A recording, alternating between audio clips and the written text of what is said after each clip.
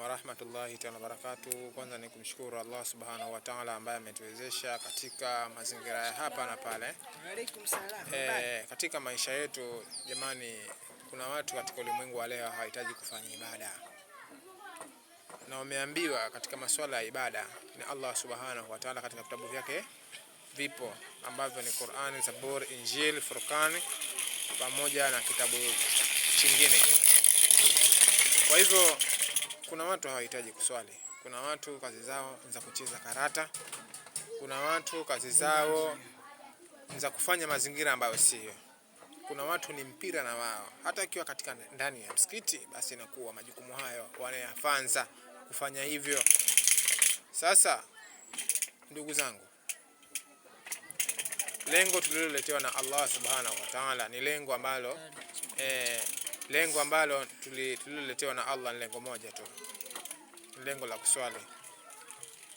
Kama iko sura moja inasema wailul likulli humazatil lumaza, wale wao wenye kuramba wenzi wao vichogo. Kila mmoja sasa anahitaji kuiona dunia, lakini mtu hayuko tayari kuiangalia akhera.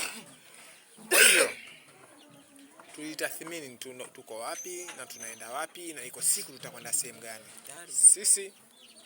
Sisi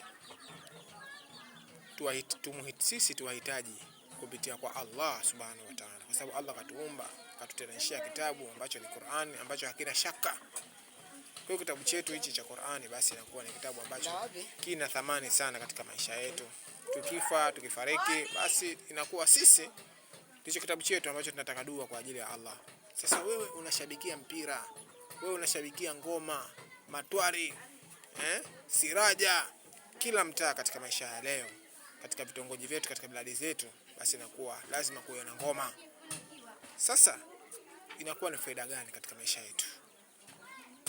Na hata tukazungumza basi tunaonekana almajnun mfunu, maana mpungufu akili.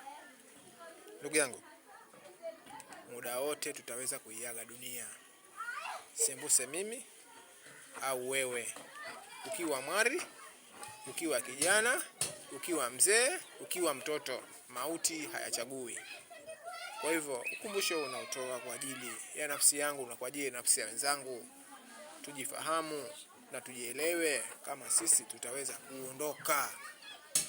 Walikuwepo mabepari wangapi katika dunia hii, na Allah subhanahu wa ta'ala aliwachukua, na wala hawajulikani, wala kaburi zao hazijulikani, pahali pamesinya.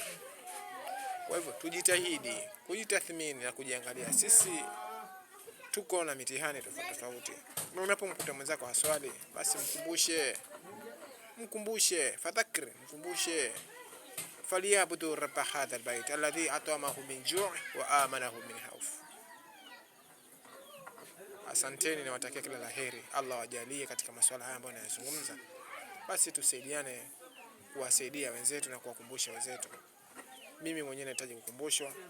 Mimi Ustadh Alhaji bin Haji Ali bin Alhaji bin Bakar Ali. Tufuatilie Dini TV online mubashara, tupate kujifundisha na kukumbushane kwa ajili ya akhera na kwa ajili ya dunia yetu. Wa hadha, assalamu alaikum wa rahmatullahi ta'ala wa barakatuh. Asanteni nyote ambaye tutakuwa katika mazingira haya.